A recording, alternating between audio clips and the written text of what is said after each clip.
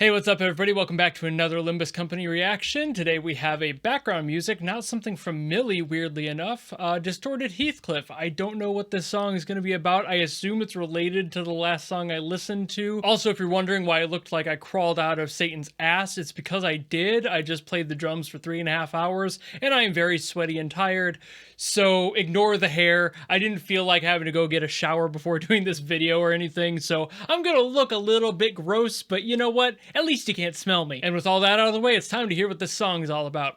Let's go. Ooh, my goodness, okay. Right off the bat, huh?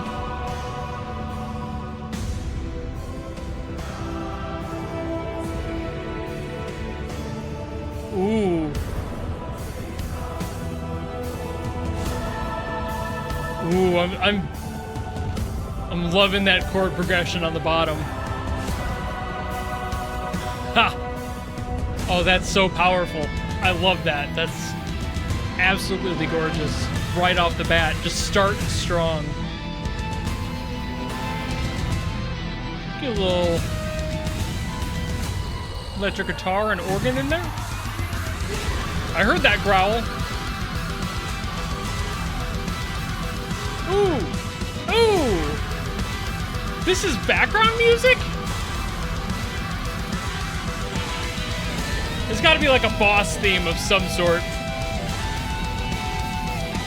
Woo! That solid double pedal all the way through it. Just heavy, hard, and honestly pretty slow. Not mad though. Very, honestly kind of Doom. It's got that Doom flavor to it.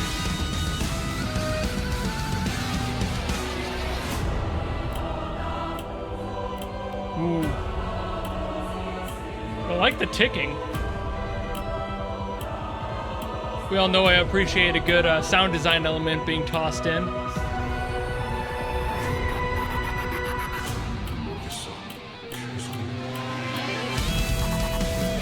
Ooh, ooh. Ooh! That's an evolution. I couldn't quite tell what the voice said. It was a little soft, but...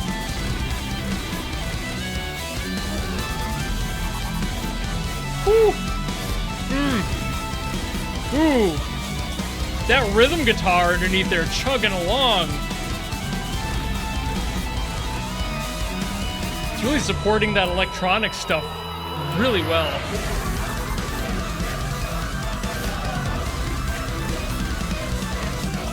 Whew.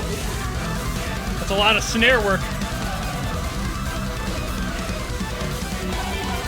It's like random ghost notes on there.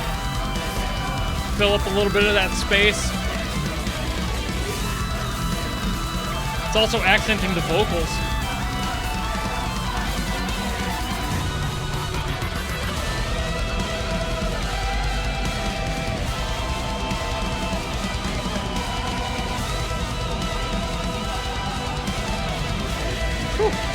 So I'm just focusing on every layer.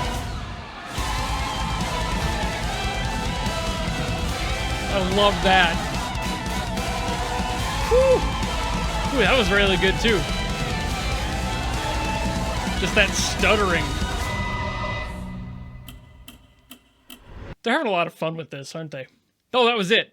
Oh, it probably just loops back. Okay, fair enough. All right, so I went back and listened to a few of the spots that I really liked throughout this song and kind of broke them down. I was trying to figure things out about them. I now have a MIDI keyboard, so I can actually play for you guys on stuff that I want to mention. And for example, that exact thing there, when that first like big triumphant horn section happens in the beginning, that goes E, F sharp, and then D, and then that's kind of where that big swell is on those horns. And then right before the transition, it actually changes that final note to a D sharp, so it goes...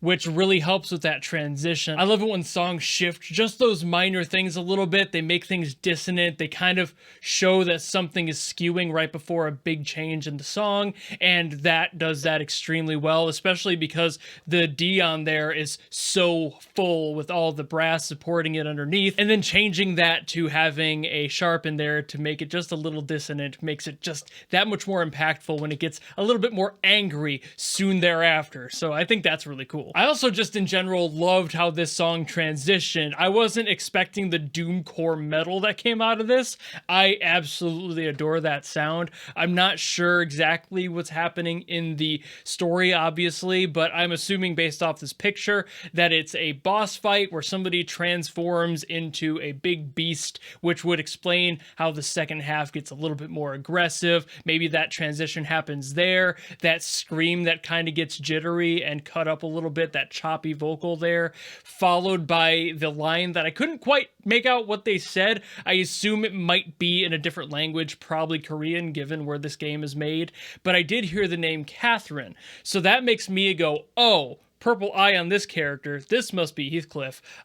If that's true, then they made it pretty obvious through that vocal clip, and I think that's really well done overall. Having those little tiny things in there can really do a lot to add to the story, especially with things like this, which I'm pretty sure don't have like full animations or huge cutscenes or anything. You need to kind of make a mark of when those transitions happen. You have to be able to put something up that makes the impact larger. So having that sort of thing in the game where you can kind of just plop it anywhere right when you get to that phase of the battle, and it just kind of fills itself in, and it makes the storyline move forward by giving you just a little nugget of context, just enough to make you go, oh no, something is happening, and maybe that's bad. And obviously I did learn a little bit more about these two's relationship from my comments section on the Violets video, so I do get what's going on here. I do understand the Wuthering Heights connection, and now it all makes sense because I do know that story. It's just weird to see these sorts of things. I kind of constantly forget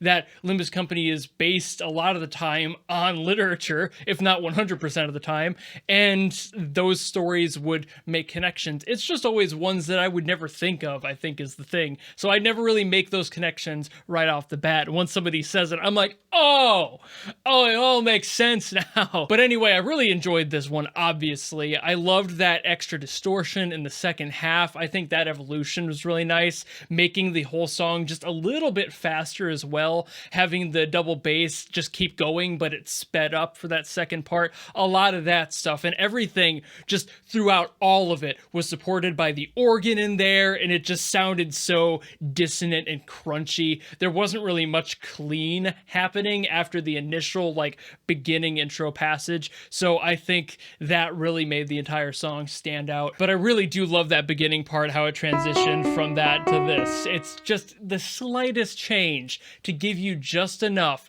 just like how that little section later on that transitions to the next phase, I assume it's a phase at least, but those transitional spots in general are always handled pretty well in mobile games, and I think that's why, because they know that they need to make the room for that, and the way that they structure the entire song as a whole needs to be kind of structured around that idea that at some point it needs to change, but we're not sure when or how long it'll take, so you have to be very careful about how you structure everything leading up to it and coming off of it, just in case. But I think that's really about all I gotta say for this one, so thank you all so very much for watching. If you have anything else you want me to listen to, by all means leave it down in the comments below. If it's Limbus Company, Millie, or anything from Project Moon or otherwise, let me know, and I will try my best to get to it as always. And thank you so very much for watching this video as always. I'm very glad you can't smell me right now, but if you want to come back and smell me later, you know how to follow me and support me and all that. This is the weirdest outro I've ever recorded, and I will see you in the next video.